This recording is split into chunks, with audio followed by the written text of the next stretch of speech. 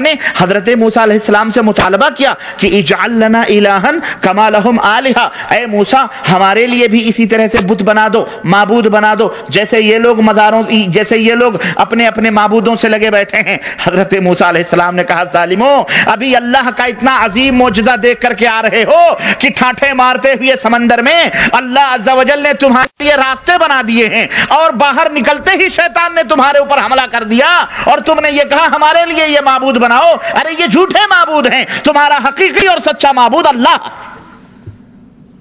لیکن دیکھو نبیوں کے ساتھ رہتے ہوئے بھی شیطان کتنا دھوکہ دے رہا ہے، اور قریب سے دھوکہ دے رہا ہے۔ آج تو 1400 برس گزر گئے ہیں ہمیں اور آپ کو، شیطان تو ہمارے آگے سے، ہمارے پیچھے سے، ہمارے دائیں سے اللہ سے یہ وعدہ لے کر کے آیا ہے کہ ہم ان کو گمراہ کریں گے۔ میرے عزیزو، تو اس آیت کریمہ سے ہمیں یہ بھی پتہ چلا کہ یہ جو لوگ مشرکین تھے یہ باقاعدہ مجاوری کرتے تھے۔ اسی طرح سے نمبر 5، مشرکین جو تھے وہ اپنے معبودوں کو سجدے بھی کرتے تھے، اپنے معبودوں کو سجدے بھی کرتے تھے۔ اللہ رب العزت نے قرآن کریم میں ارشاد فرمایا لا تسجدوا للشمس ولا للقمر واسجدوا للہ الذی خلقہن ان کنتم ایاہ تعبدون، کہ اے لوگو نہ سورج کا سجدہ کرو، نہ چاند کا سجدہ کرو، نہ آسمان کا سجدہ کرو، بلکہ ان کو تو اللہ نے پیدا کیا ہے، تو پیدا کرنے والے کو سجدہ کرو، یہ تو پیدا کی ہوئی مخلوق ہے، ان کو سجدہ نہ کرو۔ اگر تمہیں عبادت ہی کرنی ہے تو صرف اللہ کی عبادت کرو، تو سجدہ کرنا بھی عبادت۔ تو اس آیت کریمہ سے ہمیں یہ معلوم ہوا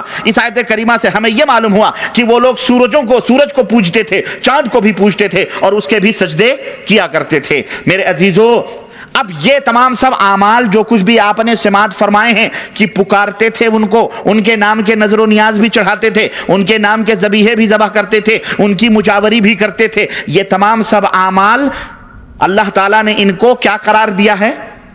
بولو، عبادت۔ اس کو کیا قرار دیا ہے؟ عبادت۔ اب یہ چیزیں اگر تم نے کسی اور مخلوقات کے لیے کی تو پھر یہی چیز کیا قرار پائے گی؟ شرک قرار پائے گی۔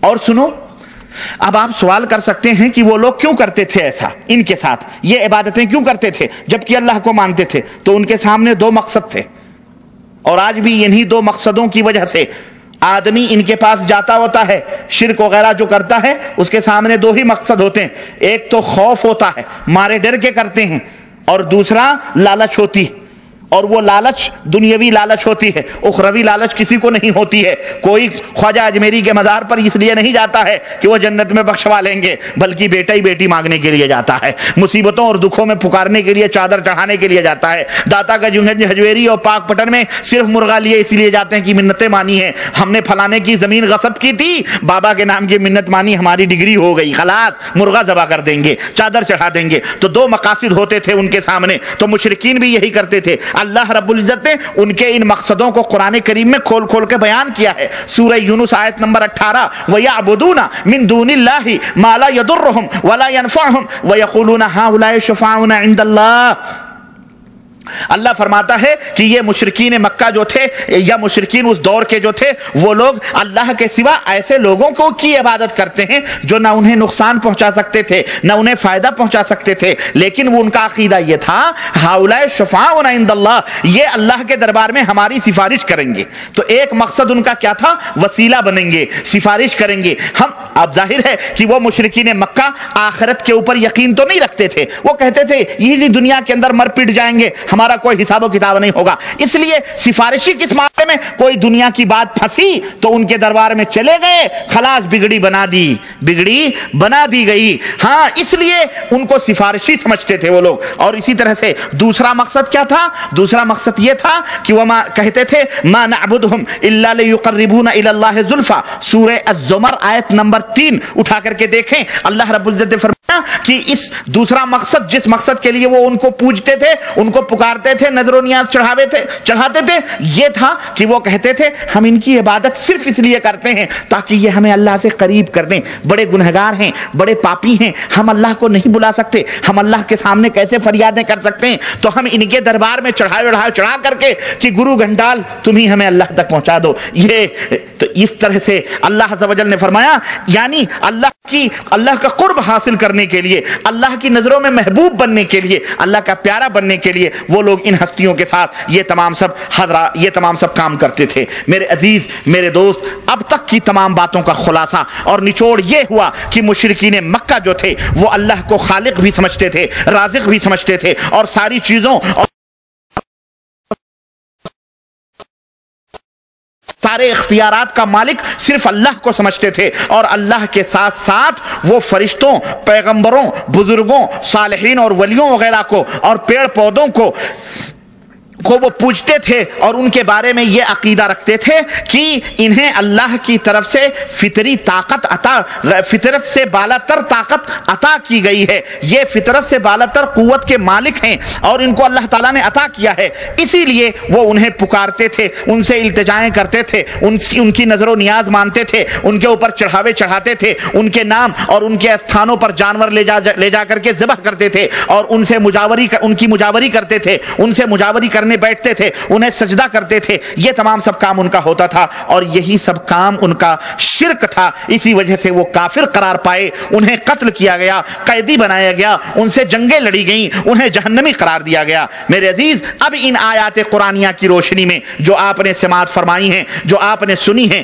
آئیے ذرا موجودہ دور کے ان قبر پرستوں اور قبر کے پجاریوں کا جائزہ لیں, اور جو شدے, علم, چبوترے, جھنڈے, پنجے, مزار, قبر, استھان, جو آج کلمہ لا الہ الا اللہ محمد الرسول اللہ صلی اللہ علیہ وسلم پڑھ کر کے آج یہ مولوی کروا رہا ہے, یہ ملا کروا رہا ہے, میں اس میں عوام کو میں اس لیے میں ان کو تھوڑا سا دوسرے درجے پہ رکھتا ہوں کہ ان عوام کو اس بیچاروں کا پتہ نہیں ہے, بلکہ وہ لمبے لمبی داڑھیاں, لمبے لمبے صافے اور پگڑیاں اور لمبی لمبی چھڑیاں اور تسبیحیں دیکھ کر یہ اللہ کے نبی کی یہ بھولی بھالی امت ان کے فیور میں آ جاتی ہے, اور ان کی چگنی چپڑی باتوں میں وہ آ جاتی ہے. تو ان مولویوں کا یہ اصل میں یہ کام ہے, وہ لوگ جو ہے آج ان کی وجہ سے یہ بیچارے گمراہ ہوئے ہیں. تو آئیے ہم ان قبر کے پجاریوں کا جائزہ لیں کہ یہ جو کام کرتے ہیں, کیا ان کا یہ کام مشرکین مکہ کی طرح ہے یا نہیں؟